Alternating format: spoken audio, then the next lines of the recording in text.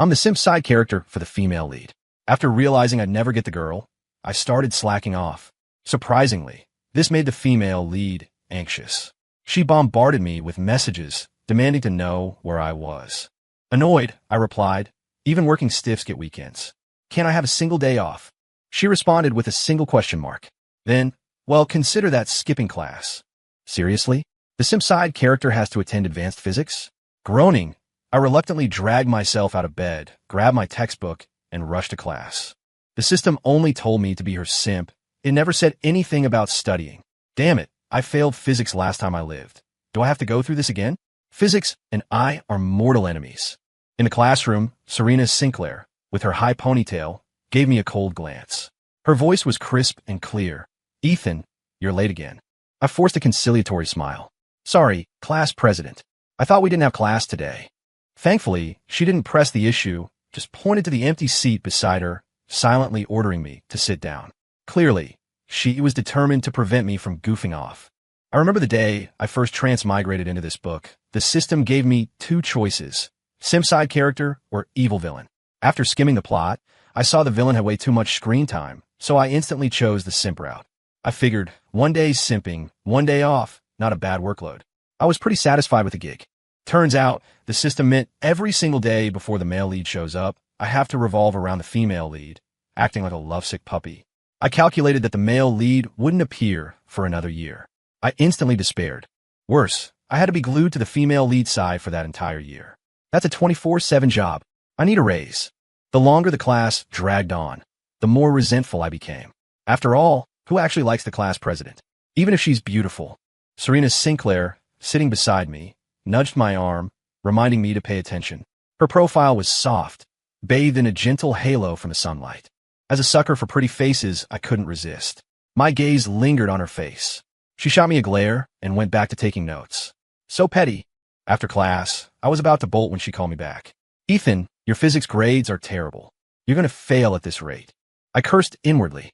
If the system hadn't forced me to be a simp, I'd be off in another world as a top student. Who wants to suffer like this? I kept my head down, silent. Serena Sinclair sighed. What are you even thinking about? You're never focused in class. I looked up, meeting her eyes directly. Thinking about you. She froze. I continued, thinking about how beautiful you are and how I can't concentrate on anything else. Serena Sinclair's face flushed crimson. She raised her hand as if to hit me. I dodged quickly and took off running. For the next few days, I steered clear of the female lead. I'd known Sarah for years and had her personality pegged. Elegant and refined on the surface, underneath it all she was a classic spoiled rich girl. The day I confessed my feelings to her, my system points unexpectedly skyrocketed. That's when I realized I lost points for not being around her, constantly reminding her of my existence. Before, I only earned 1 point a day. But when my score suddenly jumped by 20 points a few days ago, I started slacking off. At this rate, I'd soon achieve my dream life of blissful inactivity. Now, after 10 days of holing up in my dorm, my points were about to hit 0. Scrolling through my phone on my bed, I sighed in boredom. Just then, someone from Serena Sinclair's circle posted a birthday invitation. Guess I had to show my face and earn some points. I arrived a little late. Pushing the door open, I saw Serena surrounded by a crowd. Someone spotted me and started teasing. Oh look, Sarah's little puppy dog is here. Called it. Wherever Sarah is, Ethan's sure to be close behind. He owes us a drink. The others chimed in with laughter. Sarah's got all the luck with the guys. My reputation as Sarah's #1 fanboy preceded me, although it wasn't exactly something to be proud of. I took a moment to compose myself, putting on a wounded yet resilient expression as I quietly found a corner seat. My persona of the hopelessly devoted, unrequited lover was firmly in place. Today's mission, score some points. The system was practically buzzing with impatience. At this rate, when will you ever complete the mission? Sipping my juice, I said nonchalantly, the male lead doesn't show up for another year. What's a rush? Someone mentioned Sarah's one that got away, triggering a wave of wistful sighs. Many present had apparently harbored a crush on the aforementioned male god. Serena seemed preoccupied, accepting every drink offered to her. As someone approached with another glass, I watched from the sidelines. The system suddenly chimed in. Aren't you Sarah's biggest fan? Why are you just standing there? I sighed, stepping in front of Serena. Everyone, Sarah's not feeling well tonight. I'll take that for her. I raised my glass elegantly. Serena paused, Then a small smile played on her lips. Who said I couldn't drink? She snatched the glass from my hand and downed it in one gulp, then refilled it and offered it back to me. Ethan, you're not scared, are you? The room erupted in gasps. I accepted the glass, clinked it against hers, and drained it in one go. Another round of cheers followed, everyone egging us on. Get together! Get together! The alcohol hit me quickly. I swayed, leaning against her shoulder. Sarah, I murmured, feigning drunkenness. I think I'm actually a little dizzy. The karaoke room suddenly fell silent. From a corner, someone muttered, thought he could hold his liquor. Someone nearby whispered, you don't know? He's the type who could down a whole bottle of XO. The voice was soft, and others didn't notice. Serena Sinclair, supporting me, hesitated for a moment, then sighed softly, I'll take him home. As she helped me out, murmurs faintly drifted from behind. That guy's lucky. Sister Yao is actually seeing him off herself. When have you ever seen Sister Yao care about anyone else? In the parking lot, I was actually just pretending to be drunk at first. But her perfume really smelled nice, and with staying up all night, gaming yesterday, I unknowingly drifted off for real. The next day, because I overslept, Serena Sinclair marked me absent. I took out my little notebook and jotted down this debt, waiting to see how I'd mess with her when she falls in love later.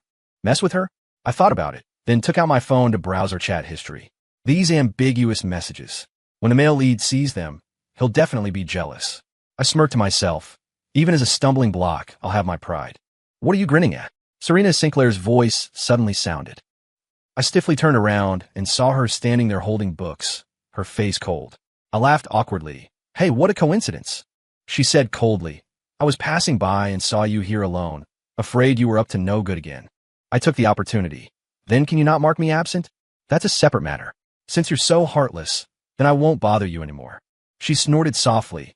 Playing pitiful won't work. You deserve your unrequited love. I lower my head. All right, accept my fate.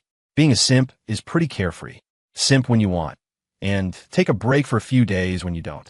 Seeing me like this, her gaze turned even colder. She gritted her teeth and said, is the confession thing just over like that? My eyes lit up. Could it be you want to say yes to me? I quickly leaned closer. She glanced at me with disgust and snorted. This is school. Behave yourself. This was the first time Serena Sinclair looked at me with that kind of gaze. I suddenly realized I really was just a simp. I silently packed up my bag, turned around, and left. My heart ached, but I didn't want her to see it. Without saying goodbye, I went back to the dorm alone. Even simps get sad. I don't want to see her at all right now. Out of spite, I hadn't reached out to Serena Sinclair and even found myself a tutor, a senior student. This tutor wasn't quite what I'd imagined. My criteria were a top student, a tall beauty. She kind of ticked those boxes, but she still felt a bit off. The tutor was late, carrying a worn-out canvas bag. Her short hair was a mess, and thick black-framed glasses hid most of her face. She gave off an unkempt vibe. Beautiful yet sloppy. Can you picture it? Hi, I'm Victoria. Sorry I'm late. The subway had issues today. And she also had this stay-away vibe. Her words were practically ice-cold. Wait, Victoria? Why does that name sound so familiar? Staring at this ice-cold, impoverished-looking college student in front of me, I was speechless. The system had mentioned that this deeply scheming, villainous supporting character only ever had feelings for the gentle and wealthy male lead. And my role as her sidekick was to help her drug the male lead. Once the mission is complete, I'll be free. Looking at the villainous supporting character's icy face, I secretly gloated. Male lead, just you wait. Aren't villainous supporting characters in stories supposed to have seductive smiles? Oh no, I can't pull off that kind of laugh. The villainous supporting character shot me a disdainful look. Student, if you think it's too expensive, you can have fewer sessions, but the hourly rate is non-negotiable. Me? Victoria became my tutor, but this villainous supporting character was way off from what I expected. She was meticulous, rigid, and frighteningly cold. Staring at the dense red marks all over my test paper, I glanced at Victoria's ice-cold face again, wanted to pick a fight. Her way of speaking was colder than a winter's day, and I, the paying customer, was not happy. Could you not be so icy? Try to sound a little more human. She said expressionlessly, Student, you've gotten this question wrong so many times. It seems your IQ might not be up to par. I roll my eyes. No wonder the male lead isn't interested in you. Male lead? What are you talking about? She looked at me, confused. Today, she changed her look. She took off her glasses, tied up her hair, and put on some light makeup. Surprisingly, she was actually quite pretty. Her features were delicate, her eyes and brows like a painting. Her lips were red, teeth white, and her skin was as smooth as porcelain. If Lin Qingyao was an unattainable fairy, then Victoria was an otherworldly ice beauty. I sized up her faded hoodie and washed out jeans. Being so pretty, why don't you become a streamer? Thanks for the suggestion. Maybe another time. Can we focus on the questions now? I'm sure on time. I still have to go work at the bubble tea shop. Oh, just as I finished the last problem and stretched, I looked up and locked eyes with Serena Sinclair. She was clutching a workbook in her hand, staring intently over here. Her gaze made me intensely uncomfortable. In that moment, I felt like a cheating scumbag caught red-handed. After a few seconds of staring, she shoved the book onto the shelf and walked away without looking back. My heart sank. Was she jealous? Wait, why did she have to be jealous? What grounds did she have? Victoria Taylor finished writing the last formula, glanced up at me, and said, "Pretty girls are nice to look at, but physics is a better investment of your time. Knowledge is something you earn and keep, but beautiful women will never truly belong to you." I retorted, annoyed. Well said. This time I was genuinely angry, and I didn't go looking for Serena Sinclair for days. Life away from Serena Sinclair wasn't peaceful either. One day, I was at a bar with friends, and we ran into a couple of social media influencers. I'd seen them at Serena Sinclair's parties before, and now they crowded around, trying to get me to drink. I politely refused. Sorry, I don't drink with people I'm not familiar with. That woman, like a rabid dog, grabbed my arm and sneered. "Ethan, what are you pretending to be all high and mighty for?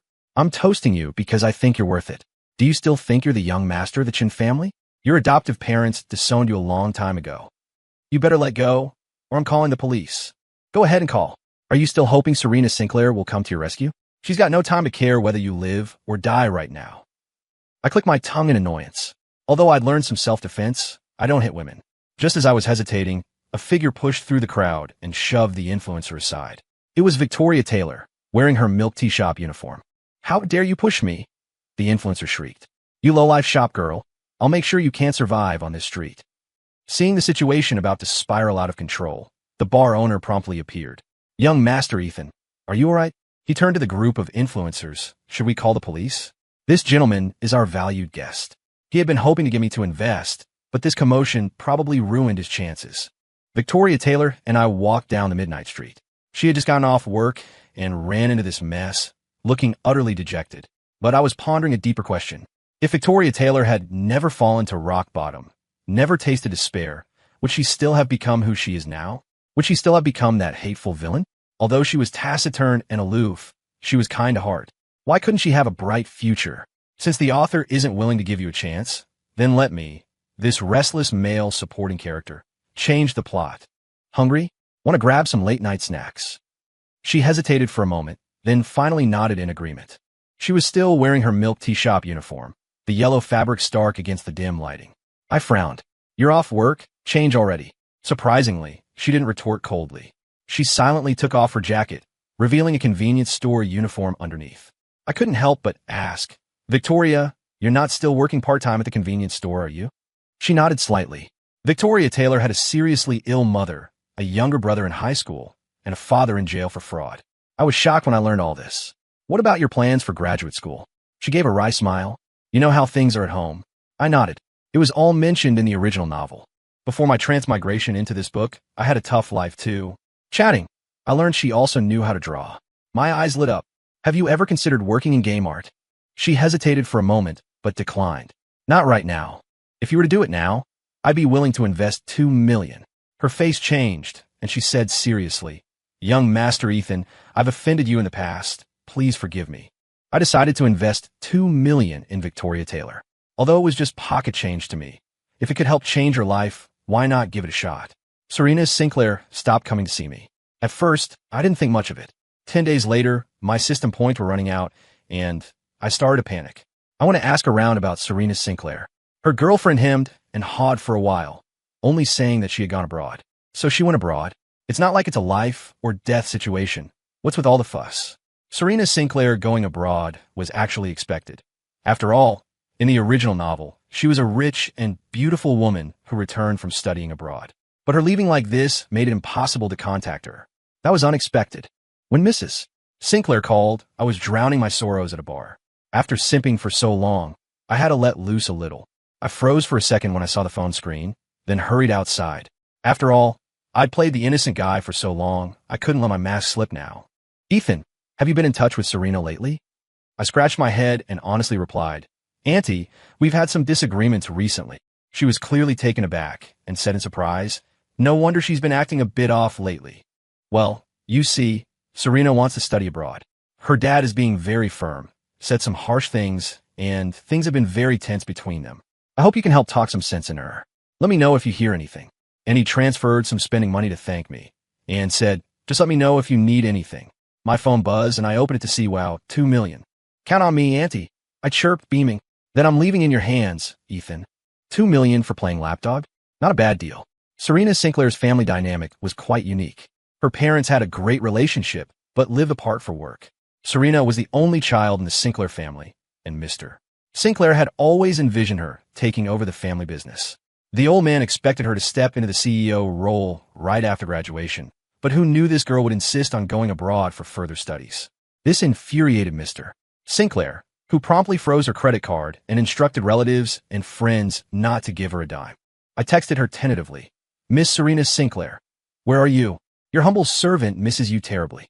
She replied with a video clip, me in a flashy shirt, swaying drunkenly at a bar. I sighed, rubbing my forehead. This girl had connections everywhere. I quickly sent a voice message. Hey, miss, just tell me where you are, please. Her voice sounded sleepy. What is it? Just want to apologize in person. Give me a chance? She sent me a location. To my surprise, she'd moved to an old, run-down neighborhood in the suburbs. Pushing open the door, the place was so bare it was heartbreaking. I couldn't help but blurt out, is it really this tough? She seemed unfazed, handing me a bottle of water. Saving up for studying abroad. Have you eaten? I nodded, watching her expertly prepare instant noodles. From tearing open the packet to adding the seasoning, it was all done in one smooth motion. It tugged at my heartstrings. When had I ever seen Miss Serena endure such hardship? Thinking about her father, always in meetings, her mother, constantly busy with charity work, and her aunt, jet-setting around the world. The whole family lived in the lap of luxury, yet she was the one suffering. It was just too much. Staring at her bowl of noodles, I suddenly said, Hey, can I have a bite? She smiled wryly and pushed the bowl towards me. Eating those noodles, I silently cursed myself for being even more of a jerk. Serena Sinclair sighed softly and got up to cook another bowl. After eating, I sprawled on her worn-out little sofa, completely content. Watching her clear the dishes for a fleeting moment, I imagined we were just an ordinary couple. The thought sent a shiver down my spine, and I quickly changed the subject. So, tell me about your study abroad plans. If it's feasible, I can sponsor you. The 2 million her mother gave must have been hoping I'd help her out. Serena Sinclair looked up at me, a knowing smile playing on her lips. Me? Looking down on me? I've actually done pretty well with investments and finances these past few years. Saved up a bit of money. I opened my mobile banking app to show her, and she was stunned, looking me up and down. Thought I was just a simp, a useless idiot? Ever since I transmigrated into this book, besides trying to gain points with the female lead, I've spent most of my time on managing my finances. I said with a bit of smugness, you want to study abroad now, and I happen to be interested in sponsoring you. In this situation, I'm probably the only one who'd dare to invest in you, right? But let's be clear, I can fund your study abroad expenses, but you have to agree to one condition. She agreed almost without thinking. I chuckled inwardly. When the male lead shows up later, I could just find any excuse to see her. I decided to sponsor Serena Sinclair to study abroad, not because I had much faith in her. It was mainly to make her owe me a favor, so I could have more control. Seeing her grateful expression, I couldn't resist teasing her. If you really think I've helped you a lot, why not give me a grand gesture? Call me your benefactor? The result was a loud thud, and I was kicked out the door. At that time, I hadn't realized how serious things were. In the book, Serena Sinclair never went abroad to study. After getting her master's degree, she directly took over Sinclair Group and became the new generation head. But this one in front of me insisted on going her own way, determined to study abroad. I could only comfort myself that there must be many side plots in the novel, as long as the main direction doesn't change. I'm just waiting for the male lead to appear now, and then send him to the villainous female supporting character's bed, and my part will be over. Thinking of this, I couldn't contain my inner anticipation. Where would that charming male lead be right now? Should I ask someone to inquire about his news? Forget it. Save money where I can. Hanging out with Yishu Yao for so long, I've also learned to be frugal. Recently, I've been tight on cash and was thinking about selling a few luxury watches when I unexpectedly ran into my nemesis. He swaggered over, wrist flashing his limited edition watch, and gave me a disdainful look. Isn't this young Master Chun fallen from grace, now reduced to pawning stuff?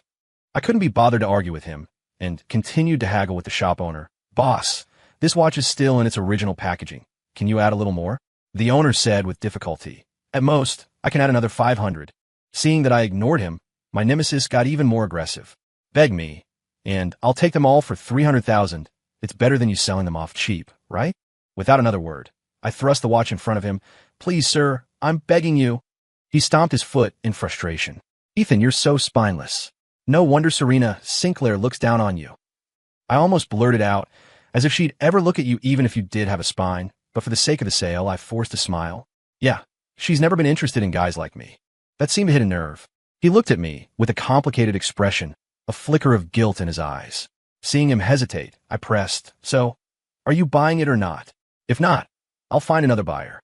He gritted his teeth, scanned the QR code, and turned to leave, not forgetting to remind me to deliver the watch to his house. 30,000 richer, I was in such a good mood that even the stray cats on the street looked adorable. The watch dealer gave me a knowing look. So, I'm just a pawn in your game, huh? I quickly reassured him. These are just ordinary pieces. I have plenty of better stuff at home. I'll invite you over to take a look sometime. He actually took me up on the offer. He went to my place, took one look, and practically ran out, covering his eyes. Next time you have any of this ordinary stuff, remember me. This level is about all I can handle. I touched my nose awkwardly. Definitely. My nemesis posted about me selling watches on her social media, and somehow it got back to Serena Sinclair. She showed up at my door in the middle of the night, clutching a bank card. Seeing how exhausted she looked, I teased, Out this late? Don't tell me you picked up a night shift. She ignored my jab, her eyes filled with a complex emotion I chose to interpret as concern. This is my scholarship money. Take it. I don't want you selling things anymore. I paused, then said softly, You don't understand. Flipping watches is a good business right now. It's like girls flipping designer bags. The air suddenly went still. Serena Sinclair looked utterly drained, like she'd just pulled an all-nighter at the library. Seeing how tired she was, I hesitantly invited her in to rest. To my surprise, the princess actually agreed. It's too expensive to take a cab this late, she explained. TSK, looks like she's starting to understand the value of a dollar. Victoria is a rising star in the business world, all right. 3 months after my investment, her game went viral, and I made a killing. Counting my dividends, I messaged her, thinking about increasing my investment, but you need to focus on games for female players. Staring at the typing indicator on the screen, I anticipated her reply. Just then, Serena Sinclair coughed softly. I looked up to see her standing there in my pajamas, her cheeks flushed. Her flushed cheeks filled my vision, and I couldn't help but scrutinize her from head to toe, swallowing hard. Sarah awkwardly said, I didn't bring a bra. I stammered, Maybe I could buy you one. On the way back, I secretly regretted it. What was I doing, lusting after the female lead like that? I was being way too pathetic as a simp. Maybe I should find a girlfriend to distract myself? Save myself from thinking about nonsense all day long. When I returned, I even picked out a comfortable nightgown for Sarah. This young lady really didn't consider herself an outsider, drinking craft beer and taking a call. I faintly heard her angry voice. Why should I listen to your arrangements? Don't I deserve to live the life I want? At that moment, I suddenly understood that even if she was just a character in a book, she still had independent thoughts and aspirations. She was more than just a fictional role. She put down the phone and took another swig of craft beer. I walked over with a shopping bag. Looking at her watery eyes, I teased, Missy, drinking alone?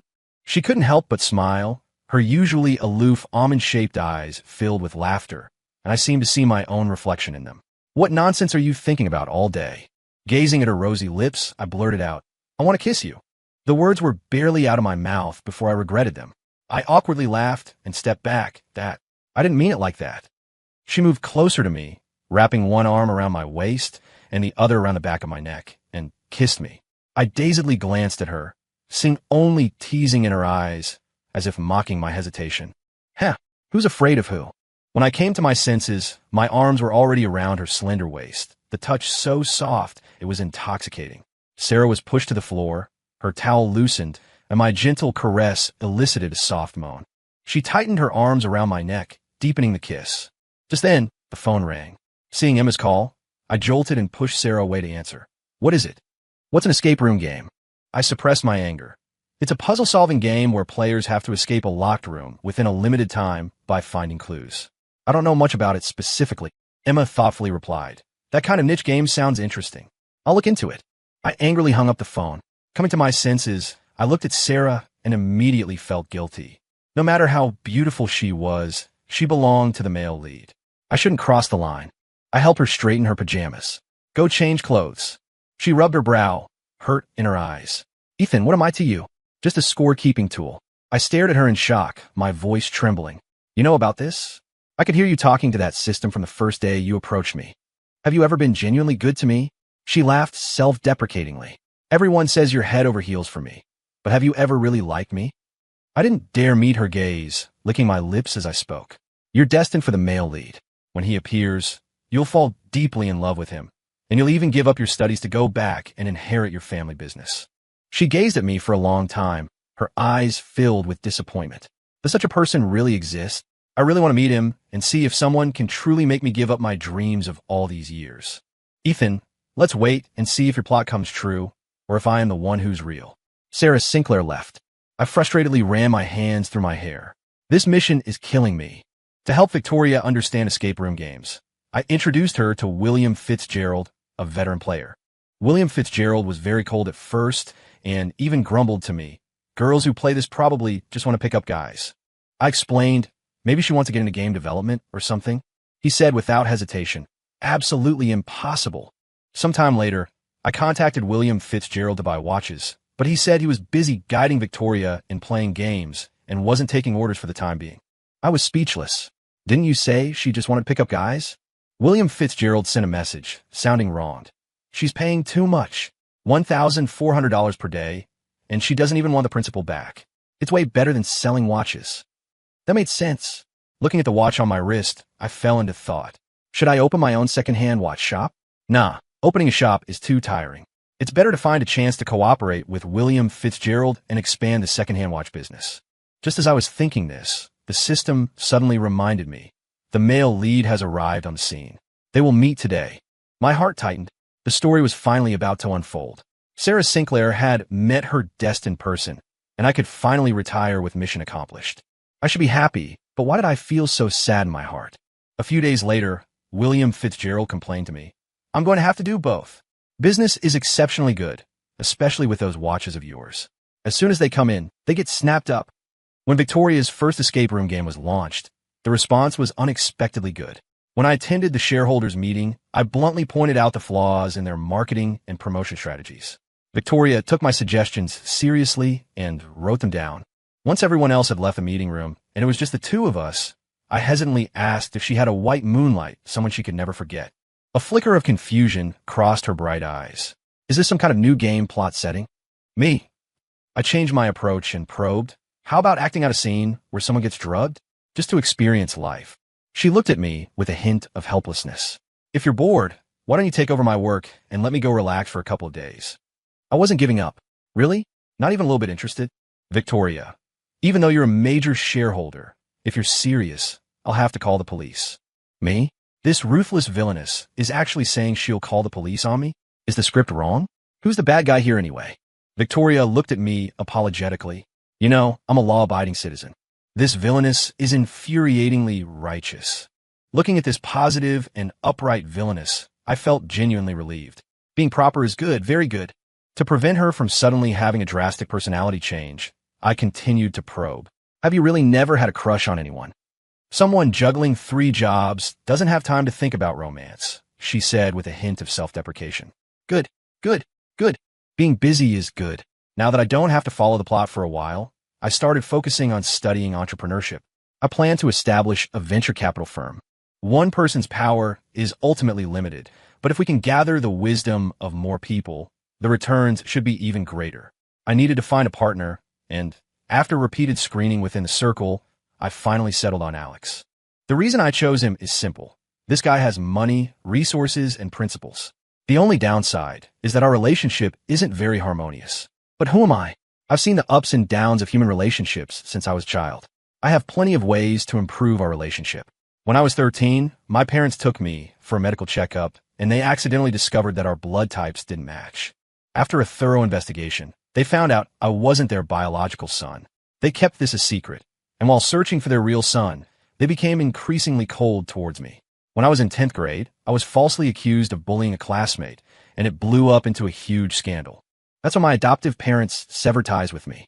They sent a fixed sum of money every year, but they never ask about my life anymore. It was also around that time that the system approached me, and I remembered everything from my previous life. I started pursuing Serena Sinclair, the school beauty who I wouldn't have even glanced at before. Being Serena Sinclair's lapdog is actually pretty easy. Her attitude towards me is lukewarm, just the right amount of indifference. On the contrary, because I'm often around her, it saved me a lot of trouble. Even if someone wants to mess with me, they have to think twice about Serena Sinclair's reputation. Alex Carter, on the other hand, has been a good friend since childhood. Even knowing I'm a fake young master, he didn't distance himself from me. It's me who neglected him in order to earn points. Back then, he was disappointed in me, thinking I only knew how to chase girls all day long and had no ambition. But bro, chasing after her is my mission. Otherwise, where would I get points to exchange for stuff? I really had a hard time explaining myself. When I went to find Alex Carter, he was still a bit awkward. Don't thank me just because I said a few words for you. I just can't stand them bullying people. It has nothing to do with you.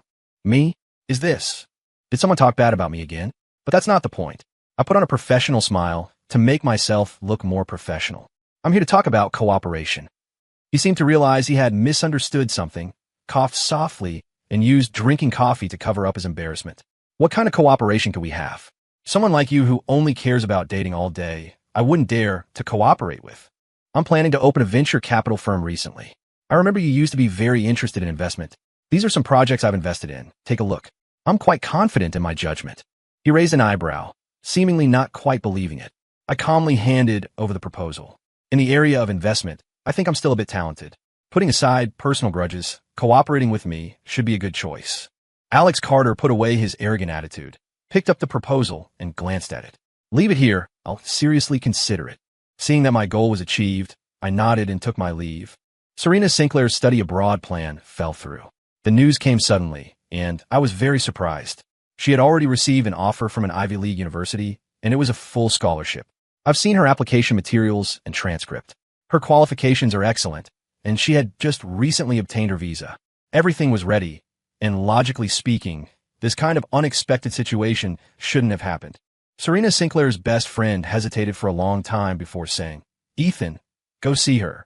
She's been preparing for this opportunity for years, and I'm worried she can't take this blow." I knew my eyelid had been twitching lately. Turns out it was because of something this big.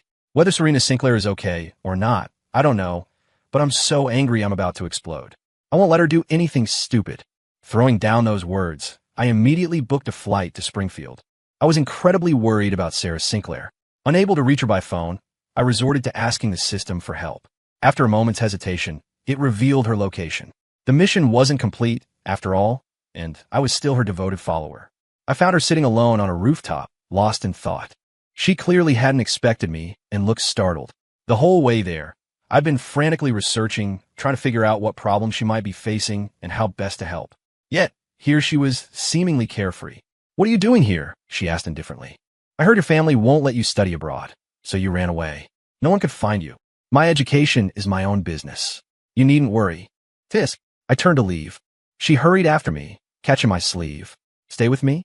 The moon is beautiful tonight." "Not in the mood," I said dismissively. A smile played on her lips. "I'm sorry for making you worry." I ignored her, but she continued, undeterred. "The main character you mentioned, we do know each other. But after reconnecting, I realized he's just a regular classmate. He's nothing special to me. Did you misunderstand something?"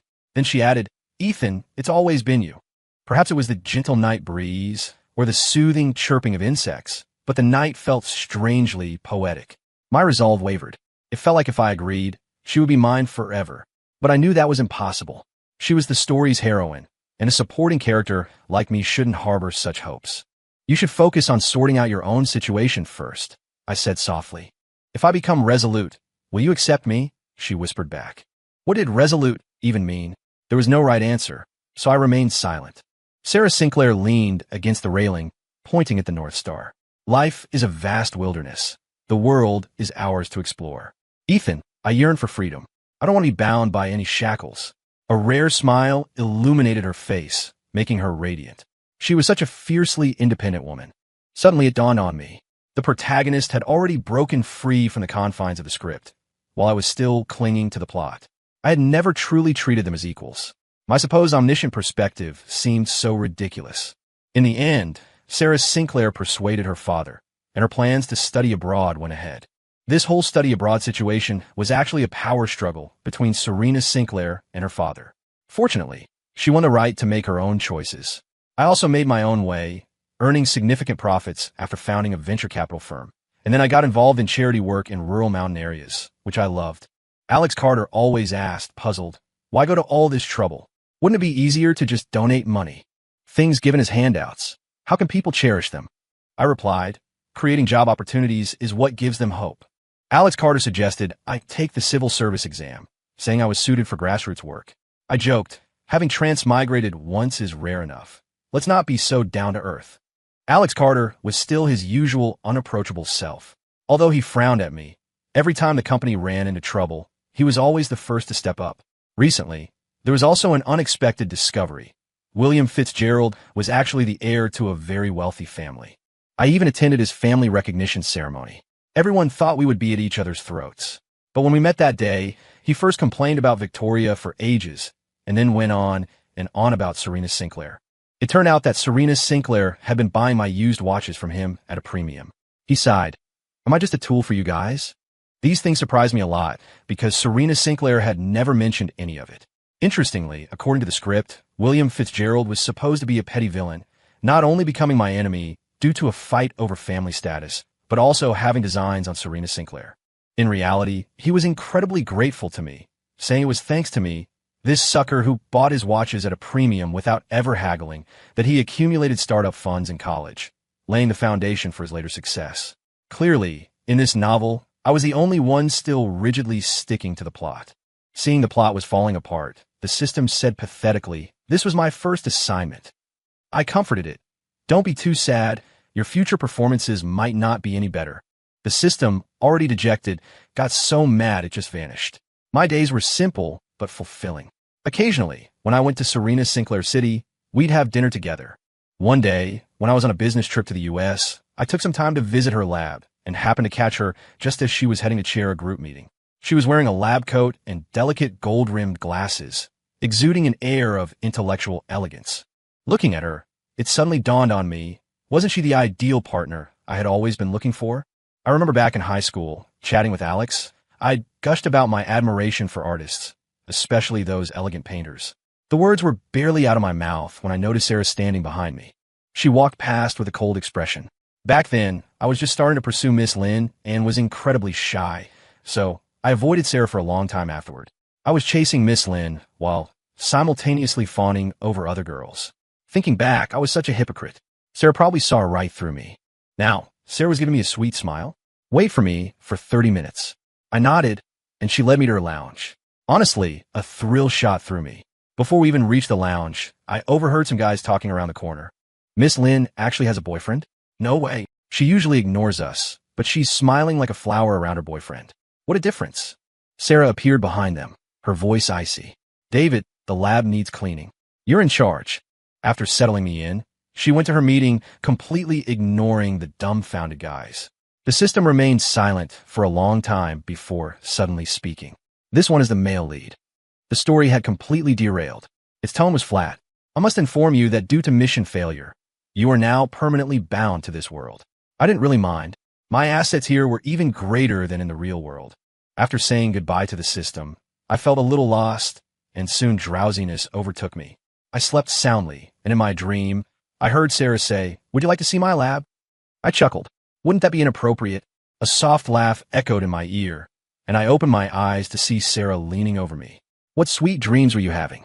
You were smiling so much. I couldn't tell if I was dreaming or awake, but my hand instinctively pointed towards her study. Can I see your lab? Just then, Sarah's father arrived. Looking at the imposing Mr. Sinclair, I froze. Was this the obligatory disapproving parent scene? Mr. Sinclair slid a document towards me. Ethan, this is 10% of Sinclair Group's shares. I'd like to make a deal with you.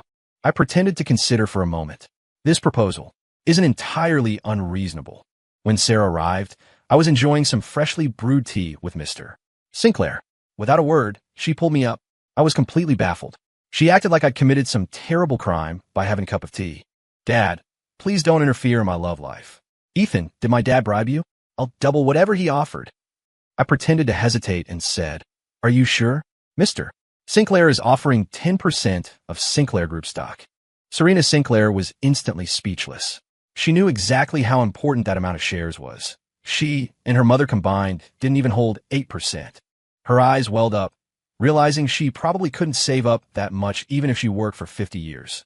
So, she said, Are you really going to give up on our relationship?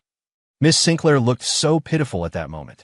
Your dad's condition is for me to marry you, and then take over Sinclair Group. I couldn't help but burst out laughing. Miss Sinclair's face changed instantly. She lunged forward, hugged her father, and rubbed her face against his suit. Mr. Sinclair was taken aback by this sudden display of affection and hurriedly straightened his clothes.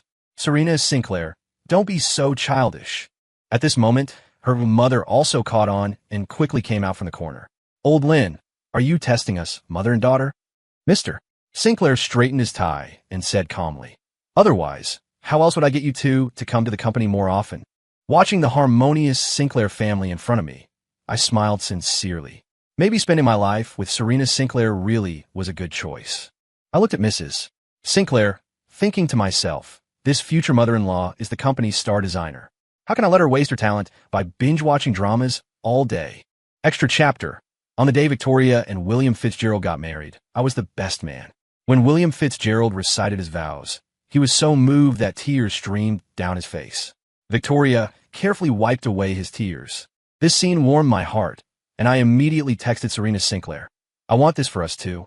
6 months prior, William Fitzgerald's family wanted him to go on a blind date with a rich heiress. He strongly objected and ended up under house arrest by his family. Victoria eventually noticed something was amiss and rescued him. William Fitzgerald had always harbored feelings for Victoria, and this time he seized the opportunity and successfully confessed his love. Their relationship progressed rapidly, making me incredibly envious. That night, Serena Sinclair rushed back from Newport and asked me tentatively, When are we getting married? I sized her up and said, Unless you put on that crystal necklace I gave you and show me. Serena Sinclair agreed immediately. At that moment, she didn't realize it was a custom-made engagement necklace. A month later, Serena Sinclair returned from a business trip. I picked her up at the airport, and when we hugged, I felt something hard poking me under her clothes. I asked her curiously what it was.